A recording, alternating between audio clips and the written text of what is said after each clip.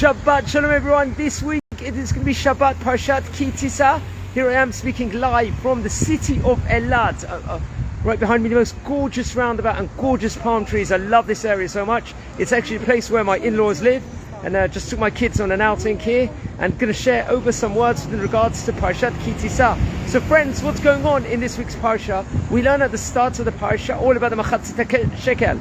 We're just coming out of Purim today as I'm speaking, is Shushan Purim. And one of the mitzvot of Purim is to give the Machatzit Shekel.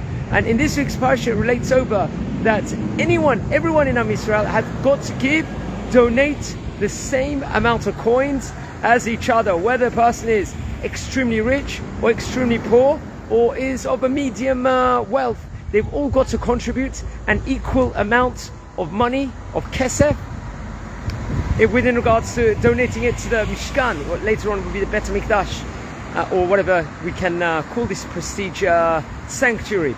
And it's interesting, unity, it's a whole theme inside the Torah, the power of unity. And over here Hashem's teaching us a lesson, according to the Malbim, one of the great commentators, about how important Achdut, unity, is inside the Torah. It's a blueprint to it, and we see many examples of unity inside the Torah, how important it is. They say at the time of King David HaMelech, there was a huge amount of Torah scholarship and it was flourishing all over Am Yisrael at the time of the Bet HaMikdash.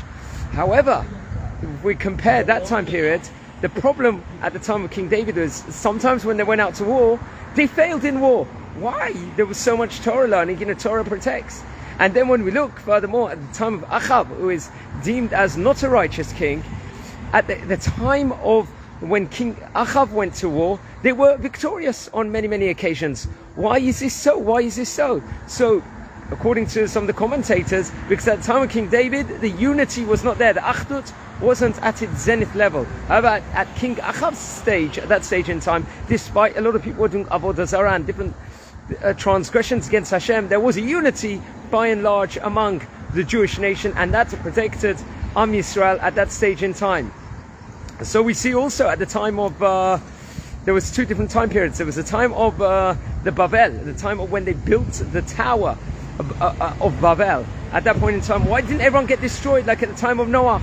At the time of Noah, where the whole of mankind was destroyed, barring Noah and his sons and his daughter-in-laws and all the animals, the specific quota of animals, everything was destroyed. But at the time of the Migdal Bavel, the Tower of Bavel, albeit everyone was building this giant tower against Hashem to fight against Hashem at that stage in time, they still were united together against it, despite it was against Hashem and everything else, and it was atrocious what they did. There was a unity, there was an Achdut among each other at that stage in time, and that protected Am Yisrael at that stage in time. That was a protection for Am Yisrael at that stage in time, and that's a power of unity. That's how great the mitzvah of being united is, when we do our things together, our tasks together, whatever it might be. When there is unity among each other, there's better planning, there's better shared resources. It's not just with regards to Torah or keeping the mitzvot, it's an ethical guideline, a moral guideline for all the people across the world. And for businesses, when businesses are united together and there is that working of unity together, everything falls into place. However, when there's argument and machloket, we see that's problematic all the time. That's why football teams, they, for example, let's give a wild example. That's why unity is so important. People invest so much to have the best characters inside a soccer squad, for example, because then they gel together. There's a better harmonious and the results tend to be better. And I'll leave you with a thought of a story that once, there was like an old man once, and he was in his bed, he was about to pass, and he had 4 different sons. And he had a bundle of sticks with him, and he told the 4 sons, break these sticks, and it was in a big bundle, these sticks were. So the first son comes and says, I can break it so easily, look at me. Breaks it, he takes it apart, and it breaks. He takes them one by one and breaks it. The second son does it also. He doesn't break them together. The third son also takes his big bundle and he takes it one by one and breaks it easily. The fourth one also does the same. So we can break it. So the father then comes and says, Now take this huge bundle and try and break it when they're tied together. So the first one's coming, you can't break it. Second one, they can't. None of them can break the sticks once it's bundled together. So he says, sons, when you're all united in life, like these sticks, they're unbreakable. It's impossible to break. However, when you're one by one, there's individuality over there, then you're easily breakable at that stage in time. So that's importance of unity.